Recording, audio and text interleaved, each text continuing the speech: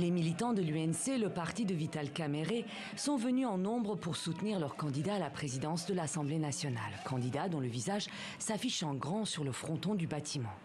À l'intérieur, Vital Kamerhe, ex-ministre de l'économie et ex-directeur de cabinet du président Félix Tshisekedi, fait une entrée triomphale. Le vote démarre à 17h pour les divers postes de cette nouvelle assemblée. Un peu plus tard, le résultat est enfin annoncé. Sans surprise, Vital Kamerhe est élu au perchoir.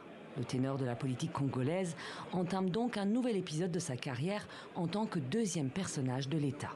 À peine 3 jours après avoir été l'une des cibles de la tentative de déstabilisation du pouvoir perpétrée dimanche à Kinshasa. Les assaillants ont attaqué son domicile, situé non loin du Palais de la Nation, où ils se sont rendus après. Pour ses partisans, il était la principale cible de cette opération commando avortée. Vital Kamerhe et sa famille n'ont pas été touchés, mais 2 policiers affectés à leur protection ont été tués.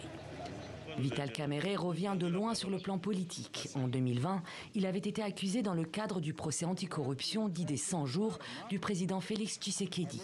Condamné à 20 ans de travaux forcés et à 10 ans d'inéligibilité, emprisonné, il avait été libéré en 2021 et acquitté de toutes les charges en 2022. Pour postuler à la présidence de l'Assemblée, il avait dû passer par une primaire organisée au sein de la majorité parlementaire. Une majorité bien trop divisée pour se mettre d'accord sur un candidat unique. Fin avril, il avait ainsi battu 2 autres figures de l'Union sacrée. Christophe Mbozo, ex-président de l'Assemblée, et Modeste Bahati, ex-président du Sénat. Sa victoire ce mercredi lui permet donc de reprendre le perchoir, un poste qu'il occupait déjà 15 ans plus tôt.